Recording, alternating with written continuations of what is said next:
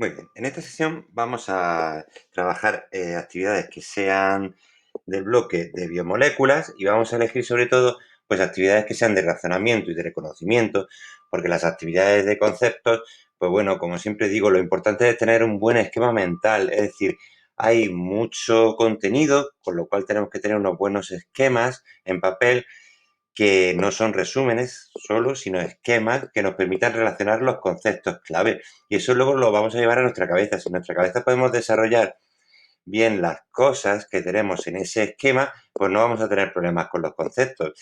Es muy importante precisamente esa relación entre los contenidos para poder hacer bien las preguntas de razonamiento, porque ahí es donde se va a ver realmente cómo hemos comprendido las cosas y somos capaces de relacionar unos conceptos con otros, incluso algunas veces unos bloques con otros o unos temas con otros. Venga, muy bien, vamos a ver en esta primera pregunta, no voy diciendo de qué es cada tema, aunque cada pregunta, perdón, aunque es sencillo ver de qué tema es, lo vamos a ir viendo en cada una. Entonces, nos comentan que cuando cogemos trozos de hojas de lechuga, los cubrimos con un paño húmedo y los guardamos en un frigorífico a 4 grados, permanecen turgentes durante mucho tiempo. Sin embargo, cuando aliñamos, es decir, echamos aceite, sal y vinagre, los trozos de lechuga para hacer una ensalada rápidamente pierde la turgencia y se arrugan, aun cuando los guardemos en el frigorífico a 4 grados centígrados. Explique razonadamente por qué las hojas de lechuga pierden su turgencia al aliñarlas y la mantienen en ausencia del aliñado. Esto se habéis hecho alguna vez en una ensalada, os habéis dado cuenta que como la hayáis aliñado, ya no podéis aprovecharla para por la noche. Ese ya, aunque lo metáis en la nevera, no se puede aprovechar. ¿A qué creéis que se puede deber? Bueno, lógicamente está relacionado con el fenómeno que llamamos ósmosis. Desde luego, cuando hemos añadido, al añadir aceite, sal y vinagre, ¿vale? Lo que es el aliño, estamos cambiando la concentración del medio externo donde se sitúan las células vegetales. ¿De acuerdo? ¿Esto qué va a provocar? Esto provoca que haya un medio o que el medio se vuelva ¿qué? Hipertónico, es decir, tenga mayor concentración salina con respecto a qué? Con respecto al interior de las células vegetales. ¿Eso qué va a provocar? Cuando hay un medio hipertónico, las células van a perder agua por el fenómeno de la ósmosis, ya decimos, y entonces cuando pierden agua, ¿qué ocurre? Que se arrugan, ¿eh? Pierden lo que técnicamente se llama perder turgencia. ¿Vale? Pues bueno, eso lo explicamos intentando darle un poquito de literatura, como siempre, y tenemos ahí un punto muy facilito. Venga, tenemos aquí reconocimiento. Podéis ir mirándola mientras lo leo. Dice, en relación con la imagen adjunta, conteste las siguientes cuestiones. Identifique la molécula, la sustancia, perdón, representada y explique los criterios utilizados para identificarla. Es decir, nos van a dar 0,2 simplemente por decir qué es y si acertamos, vale, nos dan los 0,2, pero tenemos que explicar por qué lo sabemos para que nos den los 0,3. Siguiente, ya tengamos 0,5. Bueno, ¿qué tenemos aquí? Tenemos unos átomos que están unidos, algunos por un enlace fuerte, concretamente un enlace covalente, y hay también unos enlaces que están punteados, lo que significa que es un enlace débil. Además tenemos que entre este átomo y este átomo hay una diferencia de electronegatividad, que es este símbolo que tenemos. Este es electronegativo, mientras que este es electropositivo. Y este es electropositivo, ¿vale? Si vamos más allá, pues sabemos, ¿verdad?, que podríamos incluso marcar, ¿de acuerdo?, este trocito y sabríamos que esto es una molécula en sí mismo. Esto que tenemos aquí, como bien sabéis, es agua. Y esta molécula de agua está unida por un puente de hidrógeno con otra molécula de agua. ¿De acuerdo? Entonces, ¿por qué sabemos que esta molécula es de agua? ¿No?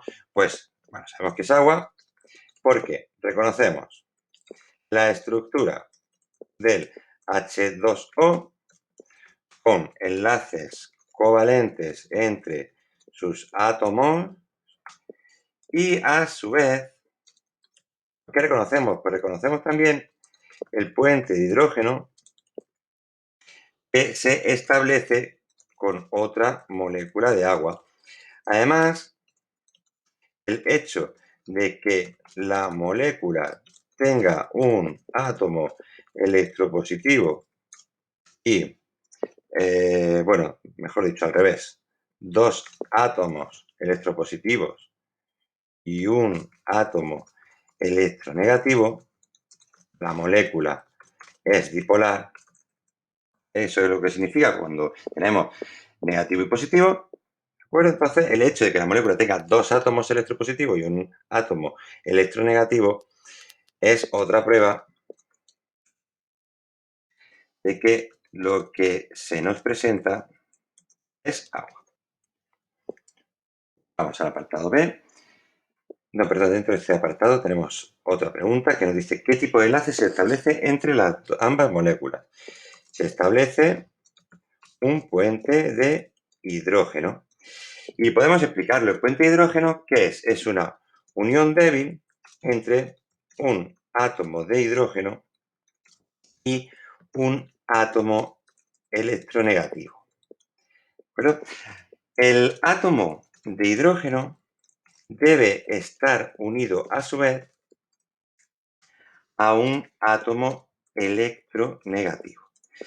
El electronegativo en este caso es el oxígeno, pero no siempre tiene por qué ser así. Ya sabéis que en la tabla hay elementos que son bastante electronegativos y pueden ser también generadores de puentes de hidrógeno, aunque los puentes de hidrógeno por excelencia pues se están dando en el agua, por ejemplo, con el oxígeno. ¿De acuerdo? Explico una consecuencia biológica de la existencia de estos enlaces. Bueno, como consecuencia biológica podríamos poner propiedades o funciones, porque no parece que quede muy claro, ¿no? Yo pondría una propiedad porque luego nos preguntan por funciones. Entonces, una propiedad es el carácter polimérico del agua o que tiene cierto, mejor dicho, ¿vale? Cierto carácter de polímero en el agua. ¿Esto qué provoca? Esto provoca que tenga una gran cohesión entre sus moléculas. Eso va a provocar que también otra propiedad que es la tensión superficial. También está relacionada con esa fuerza de unión de las moléculas.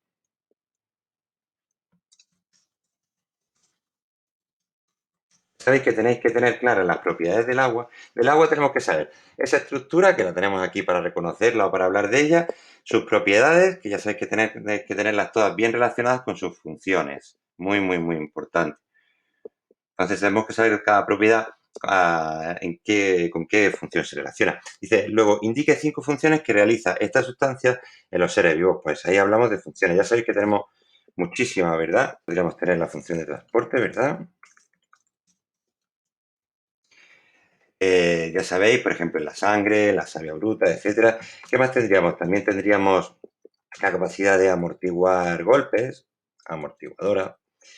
También se realizan todas las funciones bioquímicas, todas las reacciones bioquímicas en presencia de agua, gracias a que es un disolvente universal, ¿de acuerdo? La temperatura, regulación de la temperatura. También es muy importante porque gracias a ella, en los climas fríos, gracias a sus propiedades, en los climas fríos puede haber vida, ¿vale?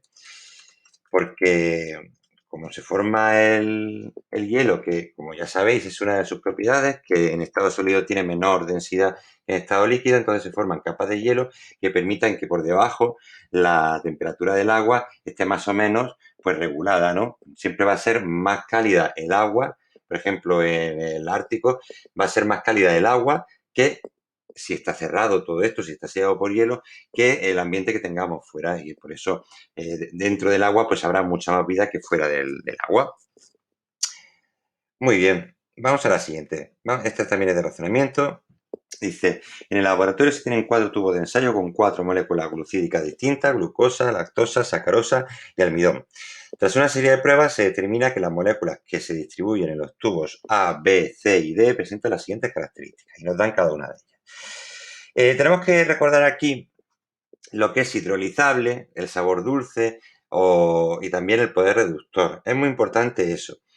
Lo voy a ir recordando en cada uno de ellos, pero recomiendo que os peguéis un repasillo a esto si esta pregunta no os resulta demasiado sencilla así viéndola. ¿Vale? Porque, hombre, hay que pensarla, pero si tenemos las propiedades bien claras, no va a tener mucho problema. Así que si dudamos, esta más bien, más que de razonamiento, va a ser de recordar bien sus propiedades. Bueno, recordamos, podemos tener monosacáridos, disacáridos, que son dentro de los oligosacáridos, y polisacáridos, que son muchos monosacáridos juntos, ¿no? Pues vamos a ir comentando uno a uno. De entre todos los ejemplos que tenemos, fijaos que solamente tenemos un monosacárido, que es la glucosa. Pues para ello tenemos que buscar, si buscamos un monosacárido, tiene que ser uno que tenga sabor dulce y que no sea hidrolizable. Esto significa que no se puede romper, y no se puede romper porque es una sola molécula, es un monosacárido, una molécula, una osa. Entonces no se puede hidrolizar. Entonces, si tiene sabor dulce, no es hidrolizable, ¿qué es otra cosa que tienen los monosacáridos? Su poder reductor. Por lo tanto, en el tubo A tiene que haber un monosacárido. En este caso, ¿cuál es? La glucosa. ¿Vale? Vamos al siguiente. En el tubo B. En el tubo B tenemos que no hay sabor dulce. Esto es muy importante porque fijaos que en los otros tubos todas las sustancias tienen sabor dulce. Así que esto ya directamente nos llevaría a identificar las sustancias. ¿Qué sustancias entre los monosacáridos, los disacáridos y los polisacáridos no tienen sabor dulce? Pues solamente los polisacáridos. ¿Cuál es en este caso? El almidón. Recordad que un polisacárido, como puede ser el almidón, que lo tenemos en el pan, cuando está en contacto con una enzima que rompa sus enlaces, como es la enzima amilasa que la tenemos en la saliva, nosotros si nos metemos una miquita de pan y la dejamos que se vaya disolviendo, veremos que al final tiene un ligero sabor dulce. Eso es porque ha roto nuestra enzima amilasa todos los monosacáridos que componían esa miquita de pan que era almidón. Pero mientras la amiguita de pan, ya sabéis, no tiene sabor dulce. En el tubo C, voy a poner ambos para compararlo. Voy a ponerlos juntitos.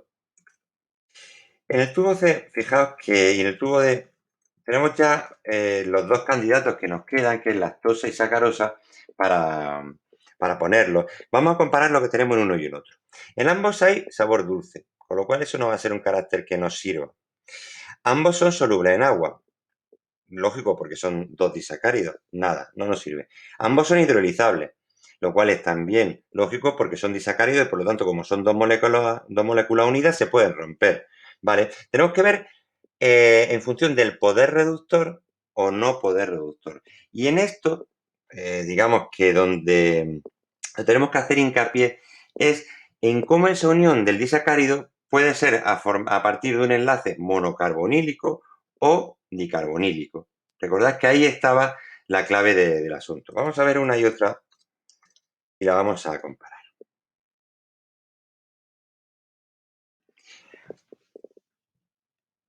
¿De acuerdo? Bueno, fijaos. Tenemos aquí una sacarosa y a su derecha una lactosa. Vamos a fijarnos en el número. Claro, aquí lo que pasa es que no nos viene el número de los carbonos, pero bueno, sí nos viene aquí, con lo cual va a ser suficiente. Fijaros que en la sacarosa tenemos un enlace carbonílico, que es este carbono 1 de la glucosa, y este enlace carbonílico, que es el de el carbono 2, recordamos que es el carbono carbonílico de la fructosa, porque es una cetosa. Si no os acordáis, repasaron la estructura. Entonces, este enlace es dicarbonílico porque están presentes los dos carbonos anoméricos, los dos carbonos que tienen grupo funcional con doble enlace. Recordad, uno es aldehído, aquí había un aldehído, aquí había una cetona. Pues bueno, como están los dos unidos, los dos carbonílicos, es dicarbonílico. Por lo tanto, esta pierde su poder reductor. Mientras que la lactosa, que aquí no nos viene el número de carbono. Voy a buscar una en la que sí venga para que veáis que no me lo estoy inventando. Por ejemplo, aquí viene por lo menos, lo importante, ¿vale? Que es que veáis que en la lactosa, ¿qué tenemos? ¿Qué tenemos? Pues tenemos la unión de un monosacárido que tiene su carbono anomérico aquí, y el otro, fijaos que es el carbono 4. El carbono 4 nunca es un carbono anomérico, solamente puede ser el 1 o el 2. Así que esa unión es una unión monocarbonílica, de manera que la lactosa no pierde su poder reductor. Así que la que tenga el poder reductor es la lactosa, es un disacárido, es la lactosa, y el que ha perdido su poder reductor es también un disacárido, pero es la sacarosa. Muy bien, sigamos. Dice, ¿puede un animal ingerir y aprovechar la celulosa y el almidón? Razone la respuesta. Bueno, recordamos que la celulosa es un polisacárido que tiene enlaces beta. Entonces, estos enlaces beta solo pueden ser digeridos por animales herbívoros que tienen adaptado el sistema digestivo a ello, ¿vale? Por ejemplo, las cabras, las vacas. Entonces, tienen adaptado, además, si os acordáis, tienen un sistema digestivo mucho más complicado, precisamente por eso, porque hace falta mucho, mucho tiempo y también la colaboración de microorganismos para romper toda la celulosa y aprovecharla al máximo. En cambio, el almidón no tiene ningún problema. ¿Por qué? Porque el almidón tiene enlaces beta, o sea, enlaces alfa, perdón. Entonces, con esos enlaces alfa, lo que consigue es que todos los animales tienen enzimas que pueden romper los enlaces alfa, de manera que es muy sencillo digerir el almidón. Por lo tanto, sí es digerible tanto por animales herbívoros, pero también por carnívoros, etcétera, ¿vale? Lo he puesto al revés, perdón.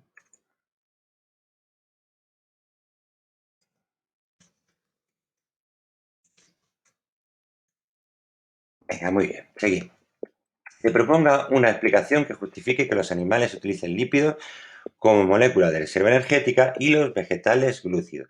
Recordamos que los lípidos tienen una mayor eficiencia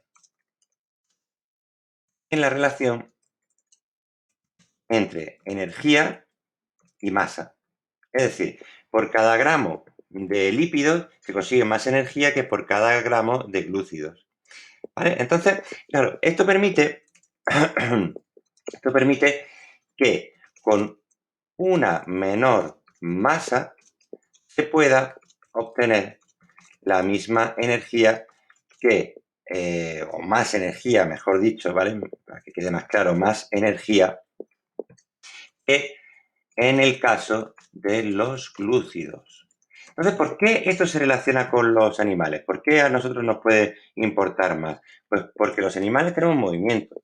Los animales necesitan ejercer mucho movimiento. No somos como las plantas. Por lo que es muy ventajoso tener menos masa corporal dedicada a la reserva energética. Dicho de otra manera, si nosotros pesamos menos, vamos a podernos mover más fácil. Eso es lógico. Si nosotros acumulásemos la energía en forma de glúcidos, en forma, por ejemplo, de almidón, necesitaríamos gastar mucha más masa, pesar muchísimo más, tener mucha más masa para tener la misma energía que tendríamos con lípidos con una menor masa, con lo cual sería mucho más difícil movernos si estuviésemos reservando la energía en forma de glúcidos. Muy bien, en la siguiente dice, analizar una biomolécula orgánica se comprueba que es insoluble en agua y que no es hidrolizable. El resultado del análisis indica que es un triacilglicérido. ¿Está de acuerdo con el resultado? Razone la respuesta. Bueno, dice, es insoluble en agua, con lo cual eso sí tiene lógica que sea un lípido, ¿vale? Porque los lípidos ya sabéis que si tiene una parte que es apolar, por lo tanto no pueden disolverse en el agua que es polar, ¿no? Pero luego nos dicen que no es hidrolizable. Esto nos cuadra menos porque un triglicérido, un diglicérido, en general siempre van a tener la capacidad de romperse en el glicerol que lo forma y los ácidos grasos que lo forman. ¿De acuerdo? Entonces no estamos de acuerdo por eso, porque los triglicéridos sí deben ser hidrolizables. Por lo tanto, se hace un análisis posterior y se ve que en su estructura aparecen 4 anillos cíclicos. En este caso, ¿de qué molécula se trataría? Entonces, claro, nosotros sabemos ya que no debe ser, ya que no es hidrolizable, no debe ser ninguna molécula que tenga ácido graso, por lo tanto tiene que ser un lípido insaponificable. Si miramos, de todos los lípidos que tengamos, unos que tienen 4 anillos son los esteroides. Entonces, este debe ser de tipo esteroide, ¿vale? Que se derivan del esterano, recordamos. Y dentro de estos esteroides, pues podemos tener el colesterol, uno, por mencionar alguno, ¿no? Razonamos ahí eso, tal como hemos dicho y ya está. Dice, al medir a una determinada temperatura y pH la actividad de una reacción enzimática, nos encontramos que durante la situación fisiológica A, esta actividad vale es equivalente a 250 micromoles por minuto y por miligramo de proteína, mientras que durante la situación fisiológica B vale el doble, midiéndola a la misma temperatura y el mismo pH. Explique las posibles razones que han podido ocasionar este cambio y justifique la respuesta. Vamos a ir viendo cosillas que podemos tener dudas. Bueno, lo primero es la unidad esa, ¿no? Esta unidad es simplemente la velocidad de la reacción enzimática, es decir, cuántos moles de producto estamos formando por cada, digamos, por cada franja de tiempo y por los miligramos de proteína de la que hemos partido. Entonces, nos dice que en esta situación fisiológica A, esta actividad vale 250, mientras que la situación B vale el doble.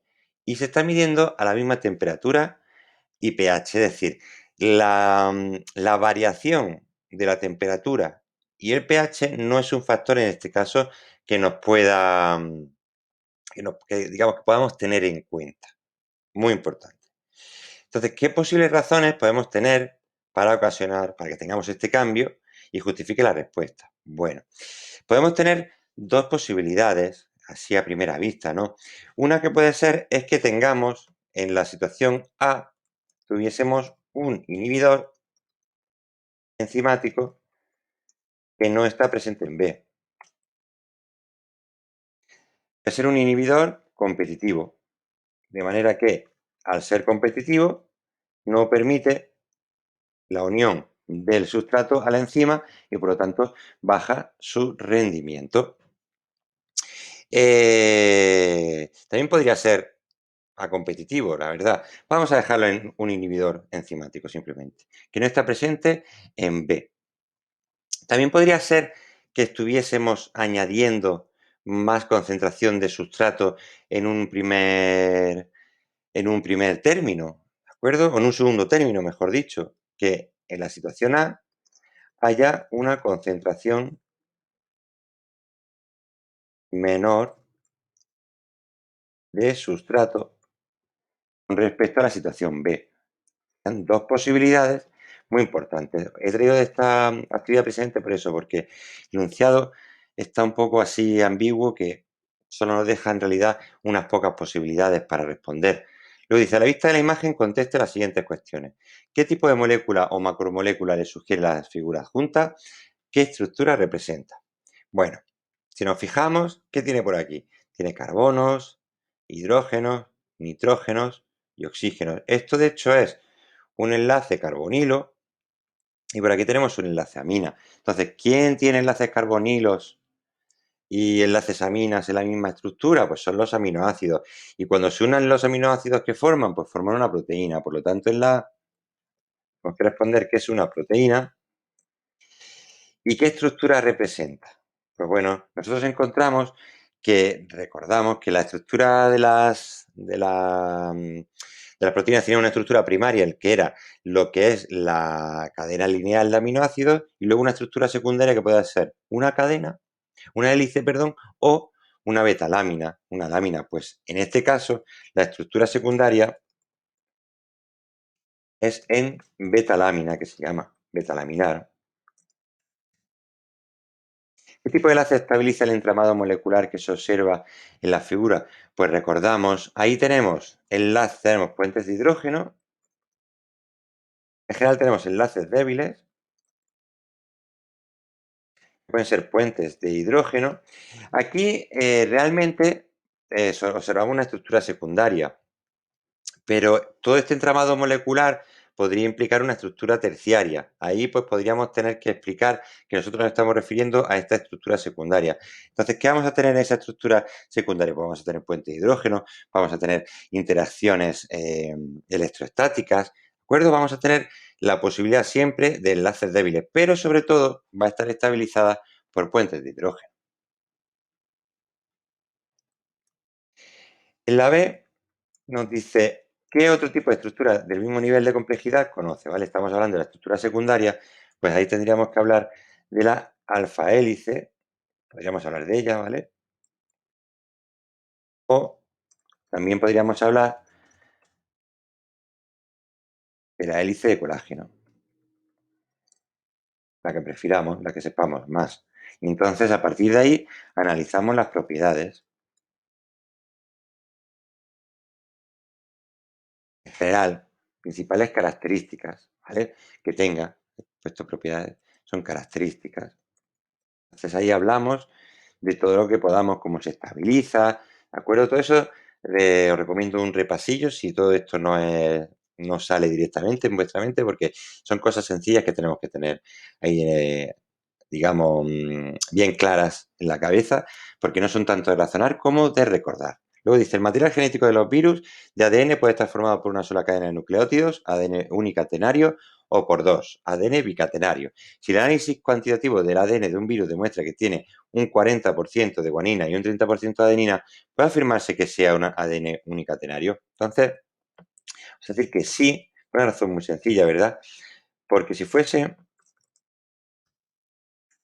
bicatenario, de dos cadenas, recordamos que la adenina se une por puentes de hidrógeno con la guanina. Entonces, si fuese bicatenario, deberíamos tener la misma proporción de guaninas y de adenina, porque por cada guanina va a haber una adenina, porque están unidas complementariamente. Así que si tenemos una proporción distinta, eso siempre va a ser, porque una pregunta muy recurrente, va a ser una monocadena, va a ser monocatenario. Muy bien, tenemos aquí esta última para hacer una de reconocimiento, que tenemos aquí una sustancia que, bueno, simplemente con el 3' y el 5' ya se nos tiene que activar la alarma. Si tenemos 3' y 5', es que estamos hablando de ácidos nucleicos, que son los finales que recordamos, son los carbonos en los cuales se puede realizar una nueva unión, se puede ir engrosando la cadena. Entonces, ¿qué tipo de biomolécula representa? Pues lo primero que tenemos que hablar es que son ácidos nucleicos. ¿Eh? Y, digamos, tendríamos que, yo siempre, aunque, si no nos lo preguntan después, yo siempre diría el por qué. Aquí podríamos hablar, por ejemplo, de los extremos 3' y 5' que vemos en el esquemilla. Indique el nombre de las moléculas incluidas en los recuadros 1 y 2. Entonces, fijaos que tenemos aquí separado, ¿verdad? Aquí tenemos separado algo que tenemos aquí, ¿verdad? Unido con esto que siempre es enlace débil. Entonces, ¿qué es lo que se une siempre con enlace débil? Aquí cuando estabilizamos los ácidos nucleicos, pues son las bases. Aquí tenemos las bases. Entonces, estas bases están unidas. En el fragmento 2 tenemos las bases nitrogenadas. ¿Y qué tenemos en el corte 1? Pues en el corte 1 tenemos todos estos pentágonos que son furanos, porque esto viene de la desoxirribosa, dado que es ADN. Y entonces, claro, además tenemos ácidos fosfóricos. Por lo tanto, en el 2 tenemos bases nitrogenadas, en el 1 tenemos la pentosa y los ácidos fosfóricos. E identifique los enlaces señalados con los puntos, son los enlaces de hidrógeno, los puentes de hidrógeno que estabilizan las bases. Luego, en el B, cite los procesos fundamentales para la vida relacionados con esta molécula, que es una molécula de ADN, por lo tanto, contiene la información genética que luego se va a expresar para generarse los efectores, que son las proteínas, que van a realizar todas las funciones del organismo. Explique el significado biológico de cada uno de ellos. Es decir, que aquí lo que nos están preguntando es cómo esta información genética se mantiene y cómo se expresa. Entonces, ¿cómo se mantiene? Con la replicación. ¿Cómo se expresa? Con la transcripción y con la traducción. Y por lo tanto, tenemos que hablar del significado de la función biológica de cada uno de ellos. Esto es perpetuar, la replicación permite perpetuar la información genética. Perpetuarla, es decir, que se mantenga en el tiempo, porque la vamos a copiar, que es lo que significa replicar.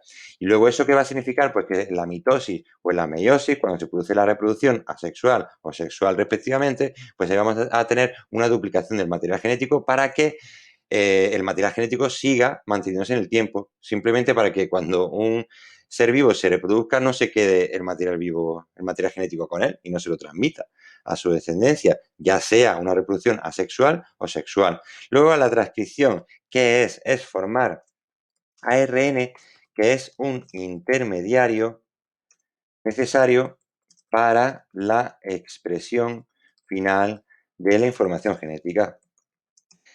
¿Y qué es la traducción? Pues es precisamente la expresión final de la información genética en forma de proteínas. Recordamos que estas proteínas van a realizar las funciones biológicas del ser vivo.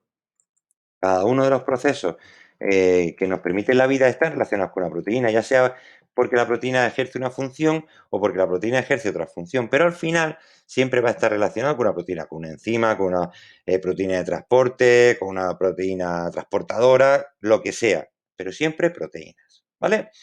Muy bien, pues aquí dejamos esta sesión de repaso de las biomoléculas, que espero que haya sido muy útil. Hasta luego.